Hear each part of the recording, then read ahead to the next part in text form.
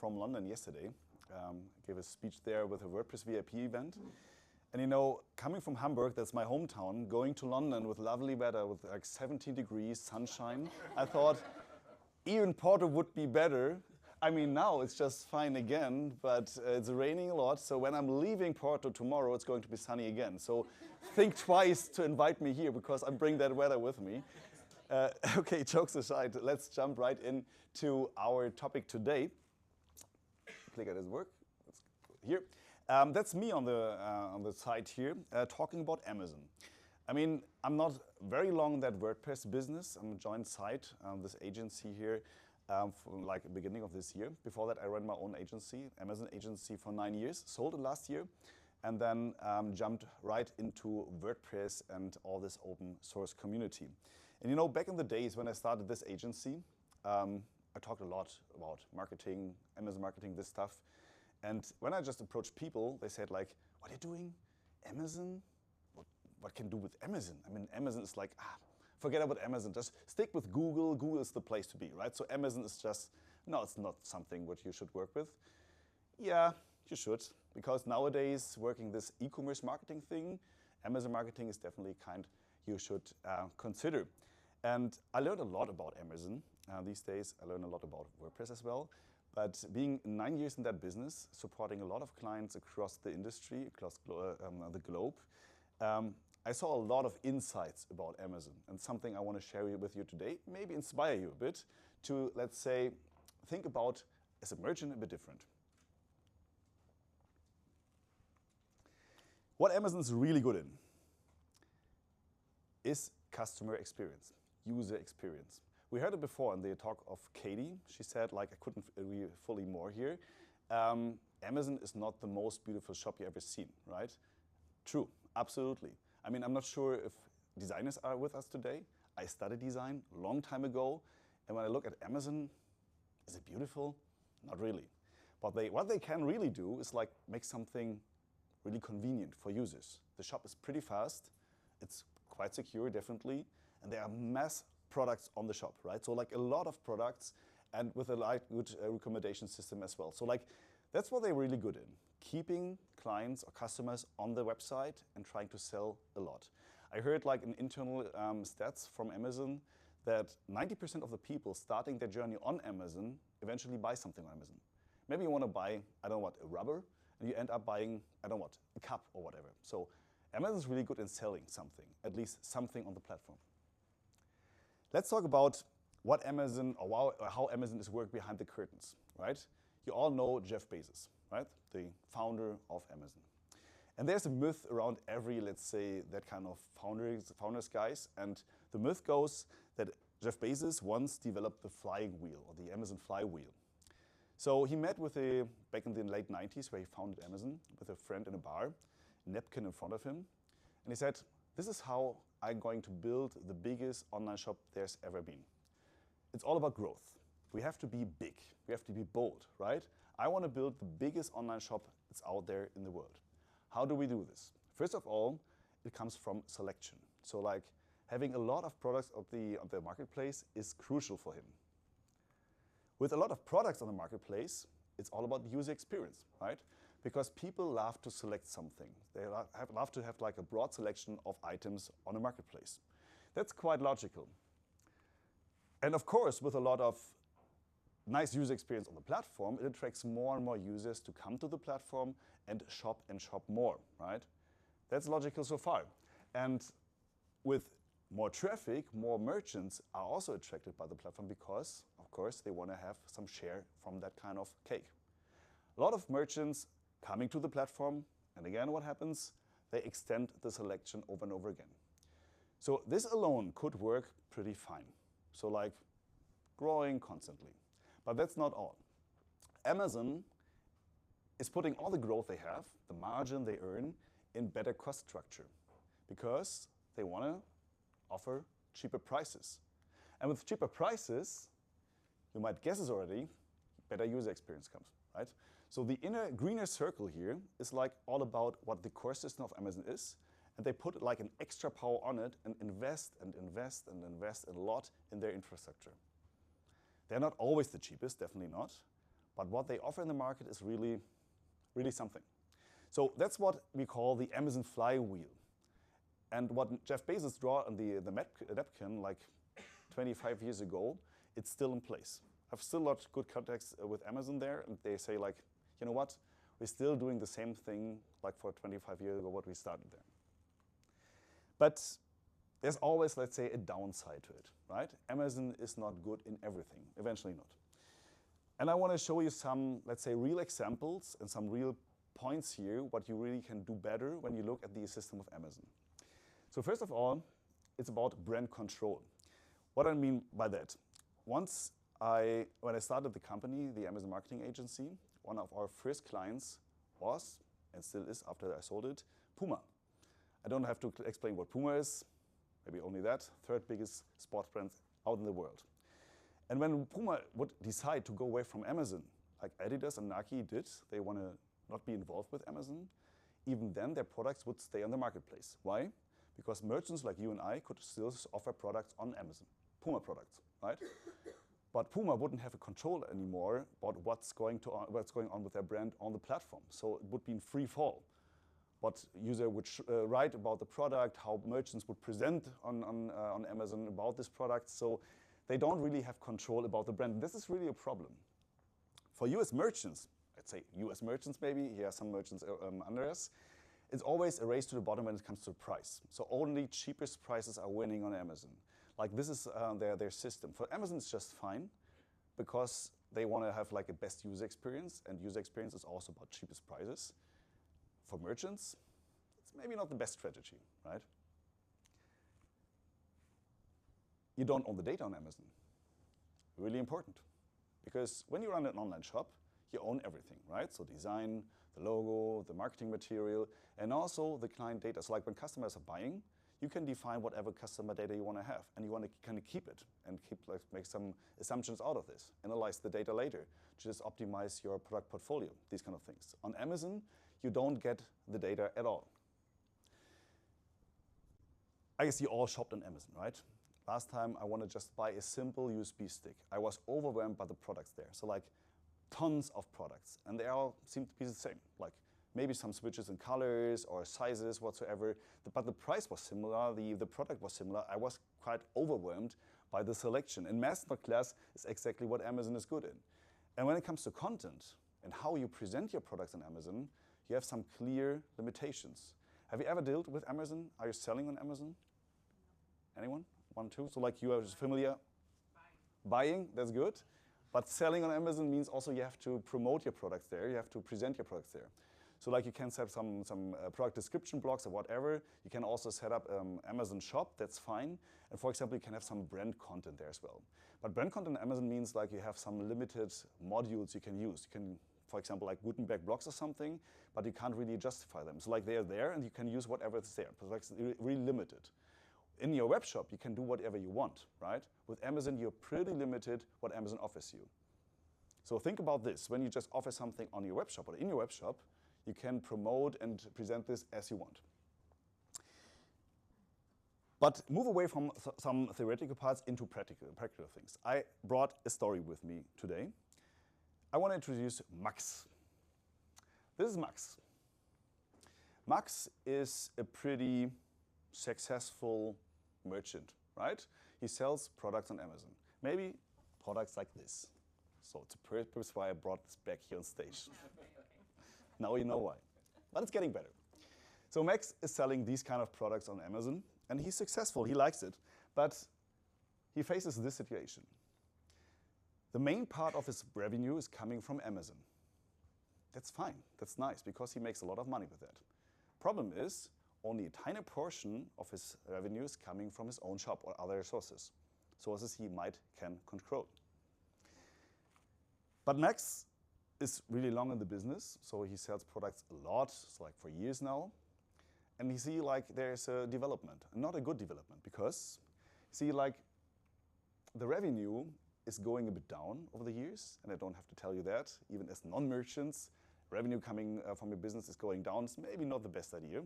And the competitors are going up. So like in his niche, selling these kind of bags, more and more competitors, for example, from Asia, exploring the market and just offering products there on Amazon, right? And with this kind of development, you don't have to be a genius to see this could be a problem.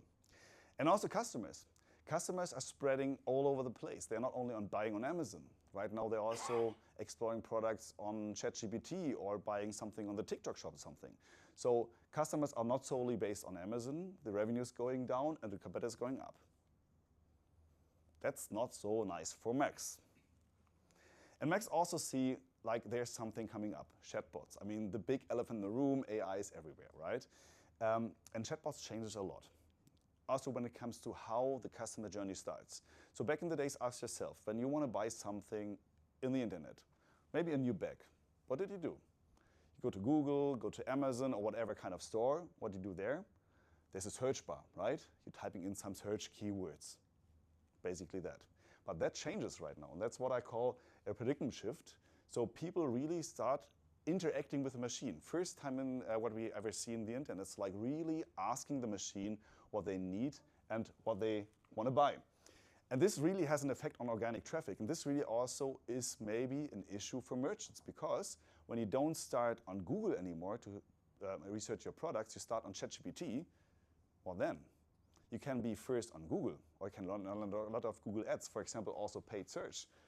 It's fine, but the problem is you won't reach to the people anymore because they start with ChatGPT, avoiding Google, avoiding kind of other search engines as well.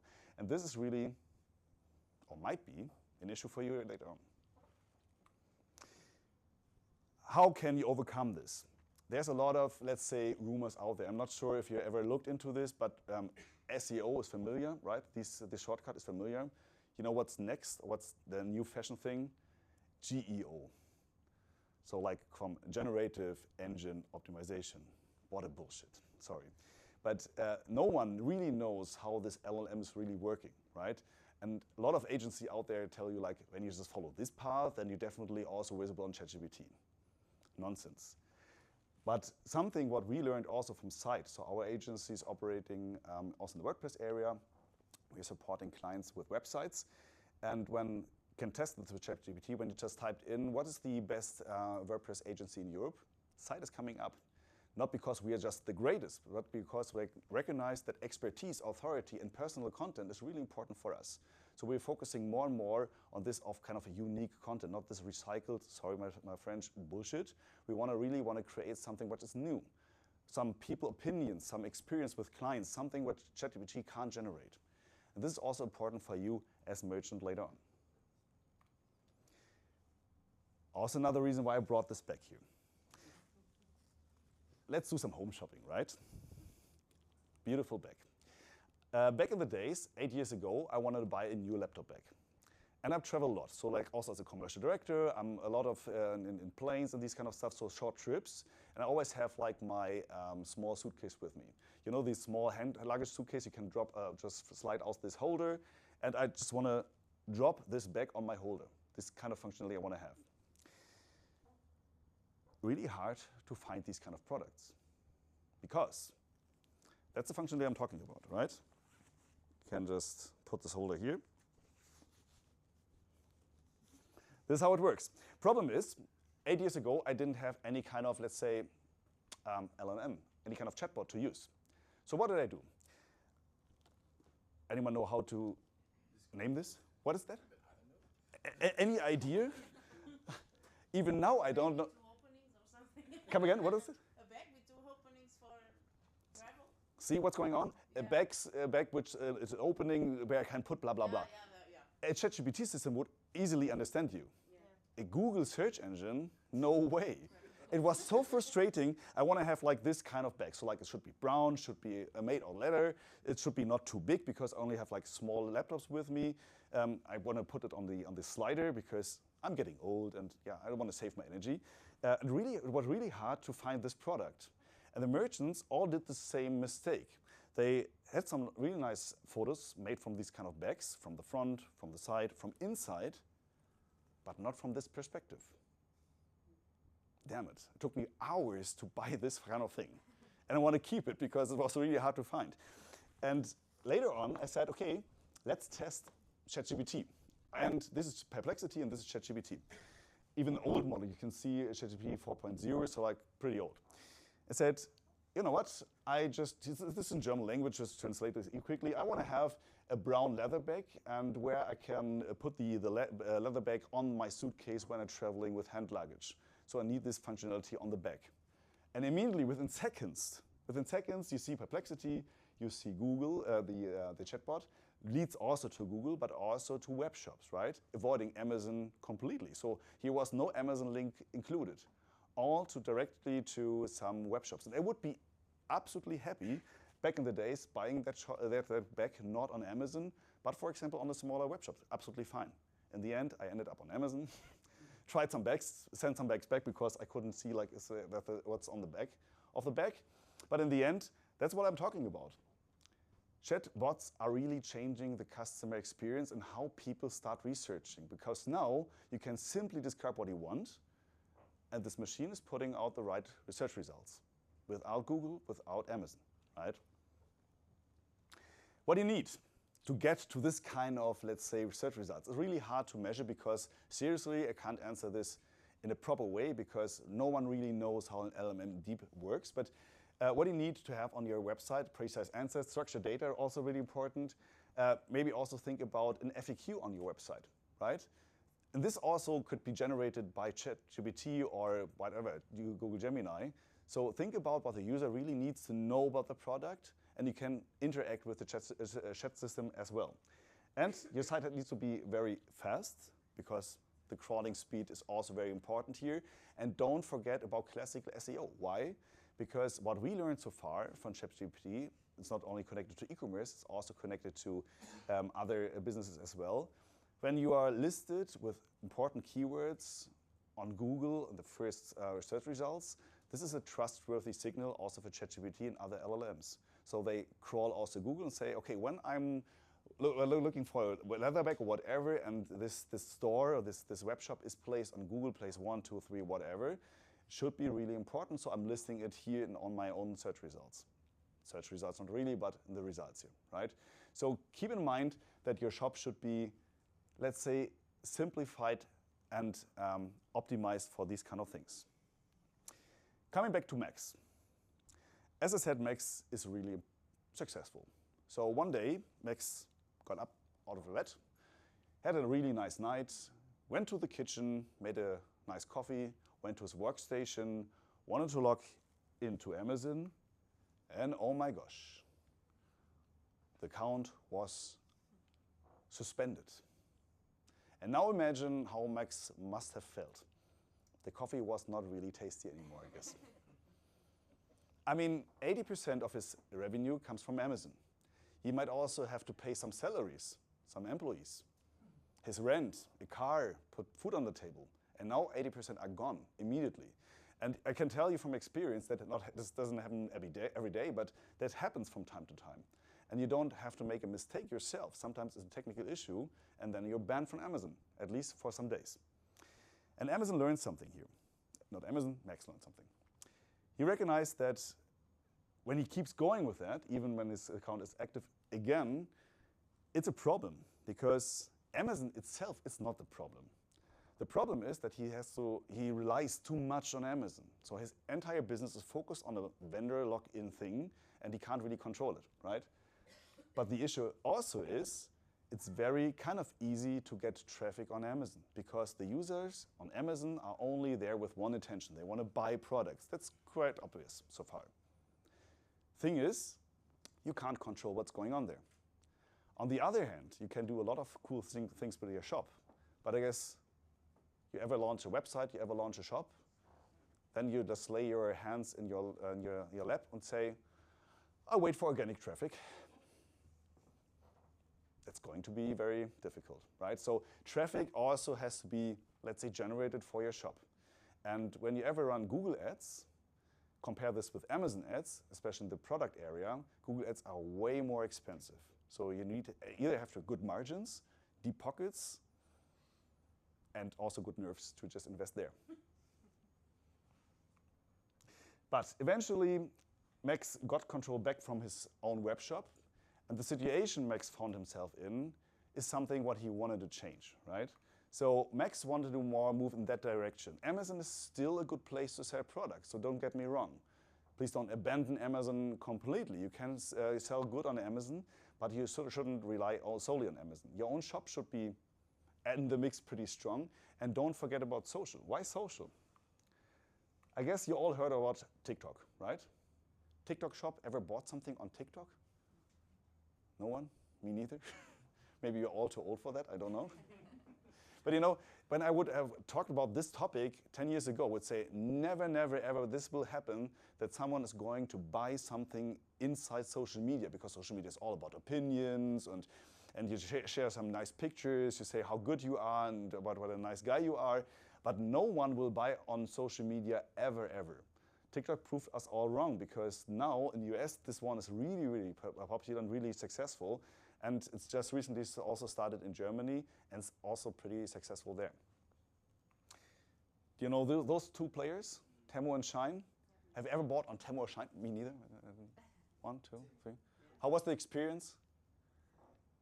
It was good. I didn't buy like high quality stuff. I was buying rings and cases. Cheap stuff. Yeah. How long have you waited for your item until it arrived? 1 week. Yeah. It's crazy. Before Temu and Shine approached the Western Hemisphere, I would say they will never be successful, because Amazon taught us, like, if you buy something, it arrives like within 1 or 2 days, right? And if it takes longer, no one will buy there. And if you can't return the product, even absolute no-go. Both cases are true here. So like you wait until sometimes more than 2 weeks for your item, and you can't return it, right? So, but they are still there, and people are buying there like crazy. So there is also a shift back from Amazon to these kind of new players. And this forced, by the way, also Amazon in a complete new role. Ever heard of Amazon Haul? Ever heard of it? It's still the beta phase. But Temu and Shine forced Amazon, this is really crazy, to launch their own cheap marketplace where you can buy this China crap, also on Amazon. But now within the Amazon ecosystem and not in the China ecosystem anymore. That's also pretty crazy, and Amazon does the same thing. So they order the products in China, and you have also the 2 weeks delivery time there as well. So there's a lot of shift in the e-commerce area, and this could be also, let's say, a chance for smaller merchants. So back to Max. Luckily, he got his account back, but he wants to move away from this solely focused business, right? So Amazon is also still important for him, and he wants to stay with that, but he wants to also focus more on the shop. And more importantly, he doesn't want to have this huge vendor login anymore. I mean, right now, WordCamp, WordPress, WooCommerce, this is all open, right? But you could also decide to go with Shopify. No problem, because Shopify, you don't need to have any kind of technical knowledge. Hosting is included, so Shopify makes it very easy for you to start with an online shop. Problem is, same with Amazon, what happens if you're really successful with a Shopify shop, and Shopify then increases the prices a lot and eats all your margin away? What then? Or Shopify closes the door, and then what? With WooCommerce and with WordPress, you own everything what you set up so far, even if Matt is going crazy. Sometimes that could happen, or something else is happening. What then? You still own everything what you have so far, right? And you still can develop something in that area. But what with Max? So like he has an idea, and this idea I want to share with you. We talked about the flywheel of Amazon, right? So like how people got attracted and kept in the system. And again, you don't have to abandon Amazon completely. You can use Amazon as the first starting point in the customer journey. So what Max is about to do is use Amazon, and when he sends the products to the client, to the customer, he doesn't use an, let's say, boring usage like this typical brown baggage anymore. He designs his own packages, his own boxes, with a big QR code on it, for example. Or something else like a discount for the next buy in his shop or whatever. So when user is scanning this kind of item, this kind of QR code, it gets directly, for example, to his web shop. Could be a nice landing page explaining the system. Yeah? Are you allowed to do that? Good question. Coming to that later. It's a gray zone. Good point. What Amazon doesn't like is to distract people. Like they want to keep people on the platform. So what you're not allowed to do on Amazon is to actively promote your shop. That's not possible. So like, for example, for the second buy, you get 10% discount or whatever. But if the design of your product, there's like part of the design of your product which is leading to something else, for example, explaining a product better, that's the gray zone, and sometimes Amazon accept that. So, but it's a good, fair question. You have to be careful here, right? But Max is really brave. Max tries to something right now. Or you also can do like some social media links there as well. For example, an explainer video. Something which really deeply explain how to use your product. Or to also prevent users or customers from returning that product because you explained it pretty well. Or you just present your brand, how sustainable you are, what you do like for other people, if you do have some charity events as well. So keeping people in your own ecosystem. And for example, if you have a nice YouTube video explaining how the product could be used, from that YouTube video, no one can force you to lead back to Amazon, right? You can then say, here's the link to the next whatever thing you want to buy, and promote your shop directly. So, what Max also learned is these 3 things. AI is there to stay. I guess that's not a big surprise to tell you here. But how do we use AI these days? To explore the right product, maybe, definitely. But we can also use AI from the merchant perspective to cross and upsell. We can use AI for analyzing the client behavior and making some predictions out of that. So Max is about to just use his own product data and client data, customer data, to cross and upsell and segment his audience even better. Payment methods, of course, I don't have to tell you about this. We have some good sponsors here today talking about payments, but also about personality. Really important here, because what Amazon will never do is getting personal with the content and the brand. Amazon wants to keep everything convenient, everything very lean and very straightforward. But this is a big chance for smaller shops to tell a story about, I don't know what, how you founded the company, how good your product is, for example, how sustainable you produce your product, where it comes from, how it could be used on these kind of things, right? You can offer some great support there. Have you ever tried to reach out to an Amazon support? I did. How was it? I actually bought something that I thought it was fake. Yeah. And I called them and I told them that I was buying a tablet, Xiaomi tablet. Yeah, okay. And I told them it was fake, or I thought it was, and they instantly said that they told me that they were going to refund me, and I didn't even have to return the item. True. So they are like very good all the time. That's good, definitely. When you turn it around and being a merchant there, so like selling products there, try to reach out to the support again. What you get? Some predefined text modules. That's it. Or in the 4th point of contact, some guy in India repeating this text modules again. And when it comes to really serious issues with the product, also there is no phone number on the Amazon page, so you can't reach out to personal contact there phoning someone. A big advantage what you can offer with your own small web shop. Being personal, Amazon is definitely not personal. They have a great service, definitely, but when there's like an individual problem, the only solution they have is like send it away or just send it back and that's it. That's nice from a customer perspective, but if you really need help with a product, then you're kind of lost. You don't want to send it back. You want to know how to use it. That's a problem. So for you, you can play a different game. Own your data. I repeat myself. So with your own shop, you own your data. You can do whatever you want with the data. You also can say like, which kind of data I need from my clients, right? So do I really need a telephone number? Do I really need an email address or a postal address? So what do I need from my clients? Birth date, for example.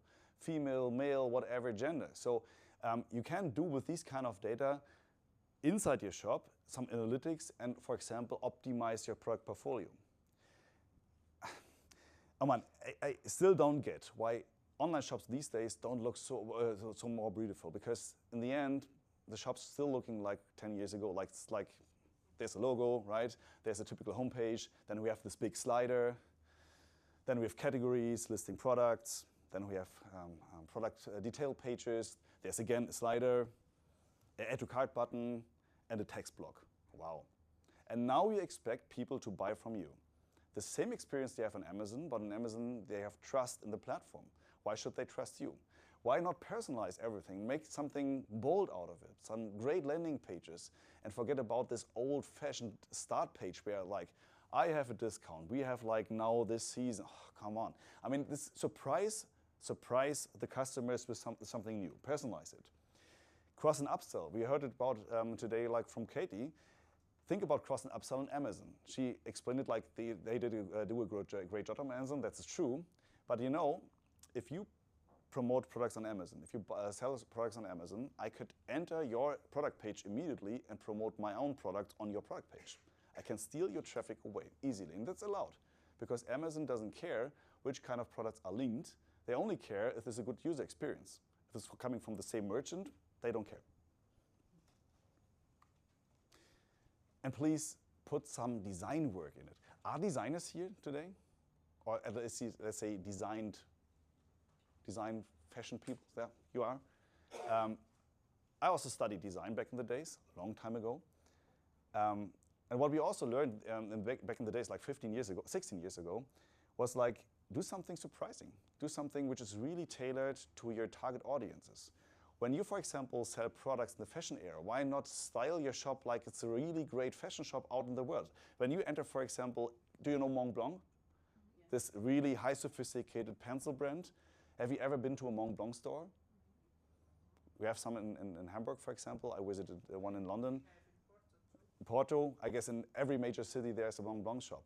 When you enter a Mont Blanc shop, it's crazy what they do for customers. It's like it's smelling nice. The door is going to be open from the inside for you, so you only have to walk through, right? The customer experience is great because they sell really expensive products. If they're really always worth the price, I don't know. But they offer something really worthy, and they offer also a really great service. What do we do online? Well, you shop, want to buy. If you don't want to buy, I don't care. Make something great. Design your brand like the user would expect that. And again, create your own flywheel, as I said before.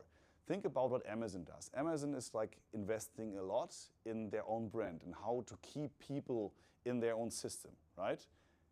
It's really hard to compete and you can't copycat this. This is true.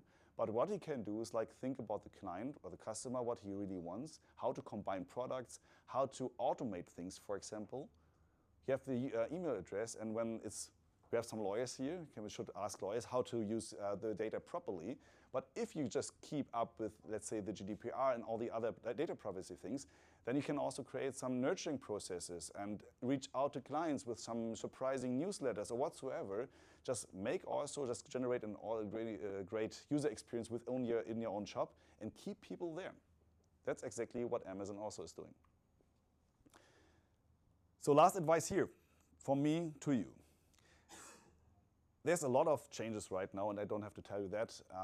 Everyone recognizes this. There's a lot of things going on technology-wise.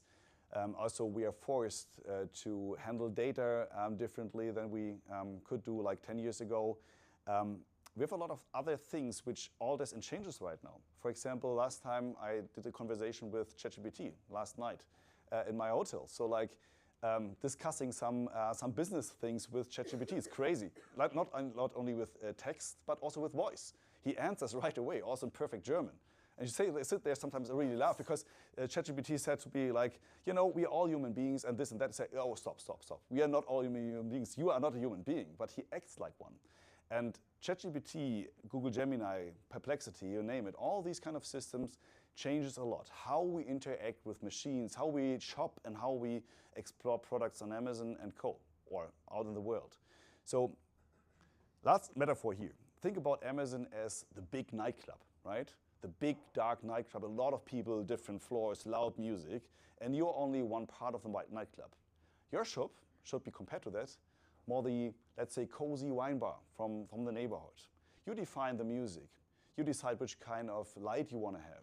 And no one kicks you out of your own cozy wine bar, right? You can define whatever you want. And you can create a nice user feeling within your own system. That means I have to go, right? Yeah, 5 minutes. That's my own timer. You can define whatever you want. That's the point. And in the end, also really important, people trust people. People want to buy in a trusty environment from other people. So if you show some personality, that's a good thing to do, because personality you will never find on ASOS, you will never find in big shops like Amazon. It's all convenient, it's mass but no class. Be the class, not the mass. And that's something really what you should take care about in the future. That's basically it. Thank you so much for listening, and I'm still here for questions.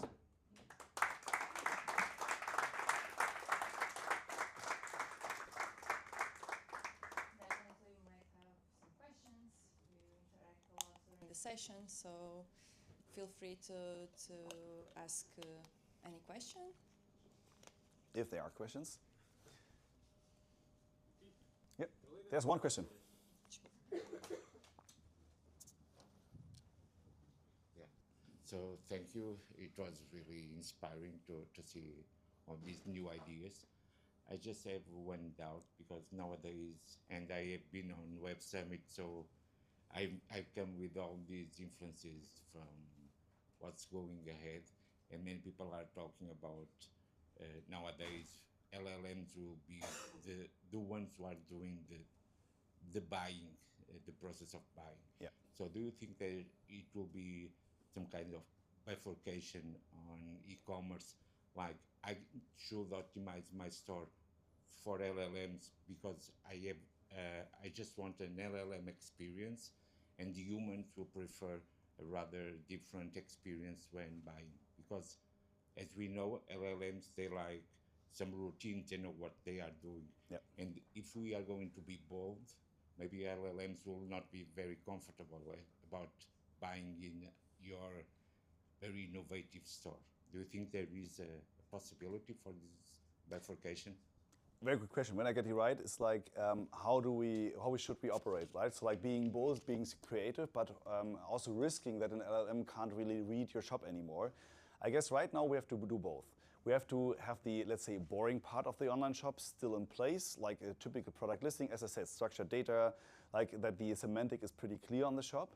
But you can also create a lot of landing pages only for users, right? So for example, if you are on your shop and there's like a brown leather bag, you can link to a landing page explaining this more in detail, maybe a personal story, how to get to this kind of bag or whatever, how you use this in the real life. So like added content, great. By the way, also video content is pretty important. You can also integrate video content on your typical landing pages or typical product pages, but having also structured data in place is really important. Not forget about this, but adding something more so that you show the user, the potential customers, that you really care and understand them. So that you really make a difference for them.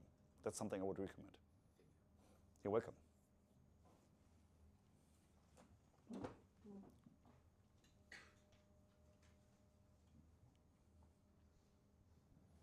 Thanks, Ronnie. So you said Amazon doesn't show in ChatGPT. You confirm that? No, Amazon products don't show on ChatGPT? Sometimes they can show, but often what I saw so far, it's only directly online shops, which are listed there. Right. So what is Amazon doing right now to fight against AI or to embrace it? That's a very good question. And to be honest, I can't really understand why Amazon is not going deeper into this, because Amazon has its own AI called Rufus. Rufus is summarizing the reviews of products. That's basically it. I guess the reason why they haven't launched their own chatbot is the same reason why Google got so late in the game. Amazon, especially the marketplace, is not really earning money with selling the products, but they are earning money with advertising. So when they have their own ChatGPT or whatever system included, this system would go around the ads, and then they would earn less money. Really hard to judge what they are going to do later on. But I guess what we will see is like shifting away from there's only, let's say, a small whatever search bar, also more voice recognition. And I guess what also is coming up next is the Alexa devices. You can also interact more and more voice-based with Alexa and real AI behind it. I'm not sure if someone is owning this kind of ecosystem, and it's really, really old-fashioned. We can't really interact with that. adding AI to this and just only supporting their Amazon products, this could be a game changer for them. So voice is going to be very important for Amazon in the future, an assumption. Hi, Wendy. Thanks for your talk. The question, do you see for a period of 3 years, let's call it, agents do shopping for us? If so, what is the answer for the online owners? Schema. That's a good thing. Depends on which kind of products you're trying to shop with an agent, right? So let's say you want to buy a new TV and it costs like 2,000 euros. Do you want to trust one agent to buy it for you? I doubt it. For cheaper products, definitely it will be like a convenient thing. You go to the supermarket and you buy another package of milk or whatever. So maybe you have your own, your favorite brand or whatever, and then you go directly to the shelf and put it out, and this is basically it. For this, there's going to be an agent in the future, I guess. For more explainable products, you have to explain more in depth. Agents, I have my doubt that they really will shop there. On the other hand, we still need shops, because these agents need to be fed by any kind of structured product data. So having a shop which is really good structured is really also important for agents in the future. So really hard to tell right now what's going on there, but I assume for cheaper products you need to be ready that no one really will go to your online shop anymore and browse through your categories. Therefore, really trying to A/B testing something. So when you have like a category, trying to set up another category to just set up the product data there differently, and trying to optimize this only for ChatGPT and all these kind of systems. Hard to tell, but cheaper products definitely will be bought by agents in the future. More explainable and more technical products, I guess, is still up for human beings to explain that. But again, add your content with video. Video is really important. Video is personalized, and no ChatGPT system will ever replace yourself in front of a camera and explaining something really in depth, because you are a human being, and again, people trust human being more than machines, hopefully also in the future.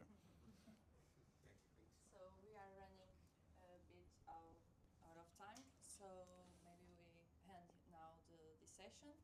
Thank you so much for You're welcome. your talk. I hope you remember forever the perfect Oh, rainy nice. day we had Yeah, here. I will definitely. So thank you.